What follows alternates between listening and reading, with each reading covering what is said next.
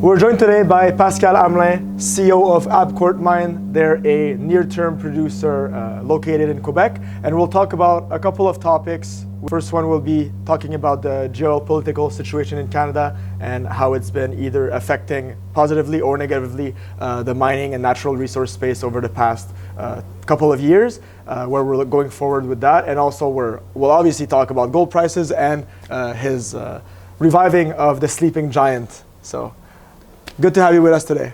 Thank you, Carlos. Hi, everyone. Yeah, it's been the last decade's been pretty busy for us. The mining industry. Yeah. Up and downs. I think people are starting to realize now in 2025 that if it doesn't grow, it's mined. Right. So people will start to realize that mines has to be in someone's backyard. Yeah. And there's a way to do it, and it can be done. You look at Northwest Quebec, where all the mines are located. There's social acceptability, and we're not perceived as evil. We bring wealth, we bring employment, we bring. A lot of families are proud. They had their father, their grandfathers that worked in mines. Sons and daughter. Like my youngest is going to school in mining. Oh, great! And I'm proud of it. That's amazing. Because I think that there's a future for that field, and we're not gonna start growing iron, nickel, and zinc, and cobalt, and gold in trees yet. Yeah, it's gonna be mined. Yeah, and it's funny because everybody has a phone, right? And there is actually some gold in phones, and then you can. Nothing comes from trees and iPhones 100%. and smartphone. Right. Nothing. Let's talk about permitting. I know it's been really hard over the past years, permitting and getting permits. You're at a stage where you're in a specific situation where I think you do have your permits. You're a more advanced company than most, so you've already de-risked a lot. So maybe talk about permitting and then how it links to your project as well. Yeah. So we got projects in multiple stage. Let's say the most advanced stage, Sleeping Giant. It's a camp where the permits are all in place. But for me, as a mine operator, you got to start on day zero. Like on your discovery hole, you got to bring in the stakeholder on day one and make sure they're on board. That you listen to the concern, because they will have concern, either water management, land management, air management. They have concern because they've been there for years. We know mining it's a time period. There's no mines forever.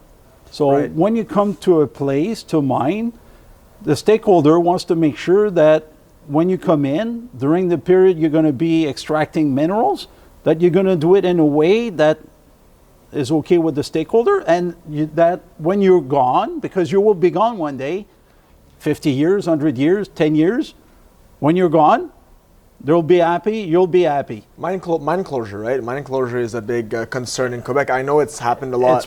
It's part of the mining plan. Yeah, I know it's happened a lot, in Quebec and in Canada in general, that certain mining operators will just leave a place and leave everything behind. But keep in mind, Carlos, before, this was, what you see is sins from the 50s, the 60s. There was no plan in place back then to think about that. Back then, my grandfather was throwing Prestone in the sewage, so, and paint, like it was like, or mentality, different throw a car in the lake because you don't see it as good, in 40s and 50s, that was the mentality. We're in 2025. The mining companies are operated by people from 2025, so they have the same thinking as your neighbor next door, So we're not gonna be different. So, but the sins of the past, because there's a legacy, you're gonna see that legacy for years to come. But you look at recent example in history. I worked in a mine in 1990, Lac Short, in northern Quebec. I worked there. I went there in 2014, like 24 years later. I couldn't find the place, and I worked there. It was completely gone. It was like the trees grew back. I had a hard time finding where I was sleeping. Like the sleep camp, I couldn't locate it in the area. Right. So they did a great job at mine closing in that case. But this is modern mine closing, not 1950, 1930. Right. You know, you got to compare 1930 with a gas station from 1930 versus a mine site that closed in 2010 or 2020, like in 2000, versus a gas station. People know gas station because we're surrounded by gas stations. So a gas station from 1950 closure is different than a gas station closing in 2020. That is true. Gas stations in the past, it's like mining. They could leave a lot of petroleum that could have leaks, and they could leave it there, and then you got to decontaminate the whole ground afterwards, even if you want to build something there, right? So I imagine it's a bit similar to mining. They're everywhere in Montreal. 100%. Let's go over the recent discovery of your Flordin property. Go into details. Why is it so exciting for your company? Oh, it is. We're in Northwest Quebec, in Abiti camp. You know, an established camp for what, close to 100 years now. And we found something green, like right on surface, not touch. Like it's phenomenal. Never drilled before? No drilling before. There was drilling at Flordin for like 2 kilometers to the west. But where we found that zone, there's no holes, no drill holes. Like we had prospectors working with us that said, oh no, I'm canceling my moose hunting season because I want to be part of that discovery. Wow. So we uncovered it. It's public. We released the results in October. The market will eventually realize, but we opened over 200 meter long, the largest size we could expose with a permit that we had in place. We exposed the vein 200 meter long by 10 meter wide, and we did channels, systemic channels every 15 meters. We got over 300 channels, 300 samples from these 15 channels, and the average grade is 6.5 grams right on surface. Right. You know, so guess what? We're drilling right now directly underneath. So it is in drilling right now. You're already drilling as we're speaking. We began drilling last week. Like, we raised the money before Christmas. Of course, during the Christmas break, everybody's off. The drillers are off for 2 weeks. Yeah. So they were back last week. We began drilling right away. And we're going to have drill results very soon. And you can drill year-long in Quebec, no problem with the snow, no problem with ice. You can just go directly in there? Yeah. Where we're located, there's no lakes. It's year-round drilling. We're on the ridge, so there's no wetland. So it's just a matter of public consultation with the stakeholder in the area. Right. And we already began that in 2023, so they're aware of our activities. So we're going to be drilling throughout 2025. Right. And I know that your timeline for the other property, which is the Sleeping Giant, you have a different strategy than most juniors. You want to try and, correct me if I'm wrong, produce a little bit first, get some revenue in, get it going, and then keep exploring more. So what's the strategy here? And tie it as well. I know that speed is really important for mining companies, and you use that to your advantage. What's the strategy here? So Sleeping Giant was a mine that was put on care and maintenance in 2014.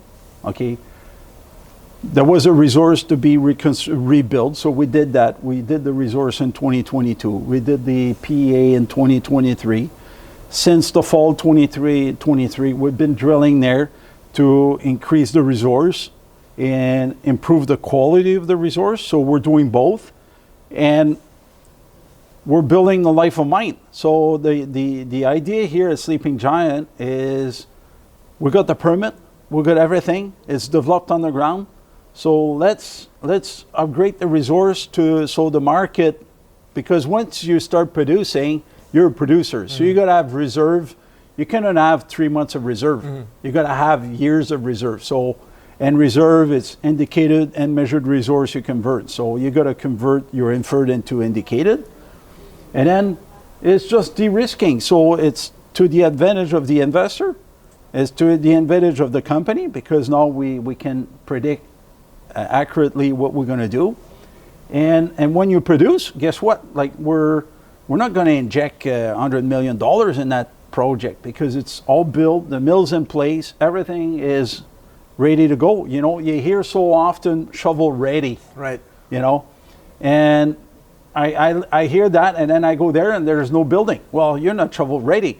You're construction ready. Right. You know, there's a difference there. Yeah. So us, we're development ready. As you know, once the resource and the pre-feasibility is released to the market, the next day we can start developing and produce. The mill is ready. The mill processed material in 2023. We did the commissioning, like recommissioning of the mill, because that mill was in operation up until 2022. Right. So it didn't go on care and maintenance for 20 years. It went on care and maintenance for 12 months, you know?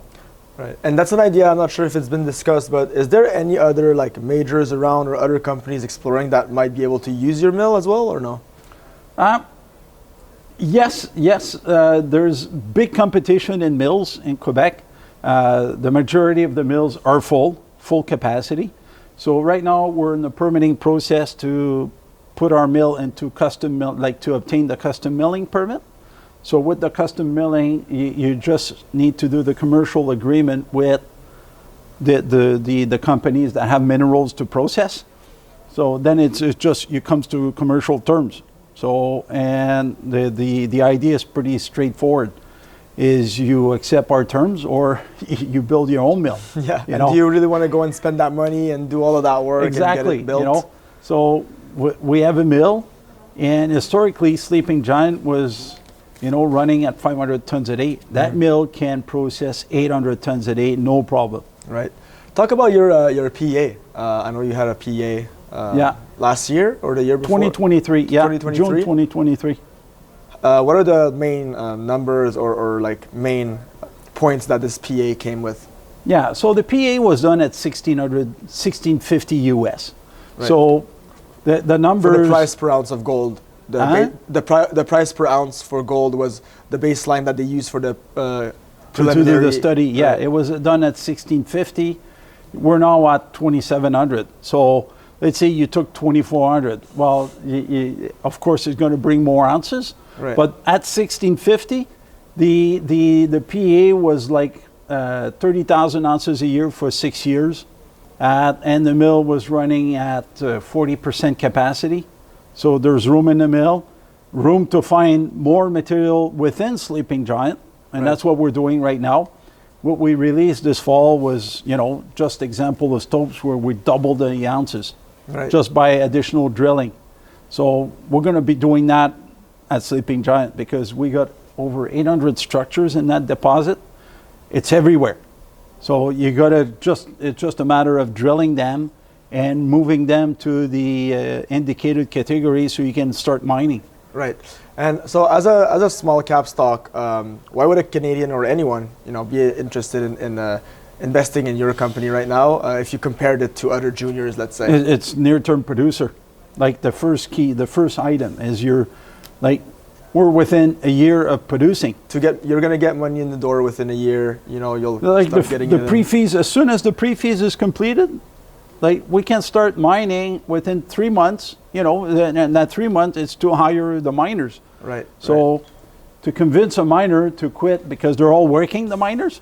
Right. So is that an issue? Because there's a little bit of a job issue in Canada, no? In Quebec especially as well. It's hard to find some good employees sometimes, and there's a shortage. Yeah, but they're working at other sites. They're working outside the province. So the people that should be concerned about us are not the other mining companies in Quebec, are the mining companies running mines, let's say, in other jurisdiction with Quebec miners. Right. So you could bring back the Quebecers home. You could just bring them all back home and they can come work for you then. And be 2 hours from home by car instead of a 10-hour flight. All right. That's an advantage for sure. So when this mill is in production, how many jobs will be created from it? About 140. 140 jobs? Yeah. Okay. So you'll definitely, and I think they're saying something like for each job you're also creating like indirectly 1 or 2 jobs more. So that's with correct. all that, it should really help the province of Quebec, right, or the jurisdiction you're in. Like the Quebec government, when they see a mining company trying to establish themselves and build a mine, they welcome us. They're welcoming us. The Quebec government, they know the wealth we bring to communities, to of course the province. Yeah. You know, through all the different taxes, like and employment. Like the employees at the mines, like the average salary is probably close to 140. Yeah, and there's a lot of natural resources in Quebec, like plenty, right? And you know, right now, correct me if I'm wrong, but I think Canada is importing a lot of metals from other countries, like even from China, whereas we already have it here in the ground, but we're not developing it or using it properly. Yeah, well, the thing is, in order to extract, you got to find it, Right. and to find it, you got to allocate capital resource. So if you don't invest in exploration, guess what? And you're not going to find anything. You don't find mineral deposit on computer, or no, it's in the field. It's, of course, there's computer modeling, all that can be done from Montreal, Toronto, Vancouver, Dubai. We don't care, but someone has to be in the field drilling and looking at the rocks. 100%. What are your plans for 2025? Anything that the current shareholders or people that are eyeing your company should know before we close this interview? Drill results. Like very shortly, we're drilling directly underneath that discovery in 2024 at Cartwright, Flordin. Right. So like very short-term drill results. And of course, Sleeping Giant drill results as well. They're going to see, the market's going to see progress on the drilling that we're doing at Sleeping Giant. Right now, we're drilling at depth at Sleeping Giant, because we want to show the market that we're not just converting inferred into indicated. There's upside potential also on total ounces. And at depth at Sleeping Giant, the gold didn't come from the top. The gold came from underneath. In Sleeping Giant, at depth, it's not drilled. Zero drilling. So it's greenfield. And you're within 200 meters from the shaft. Right. Well, we'll be looking out for these drill results coming shortly. And thanks so much for the interview. Is there anything else you'd like to add? Well, stay tuned. Drill results with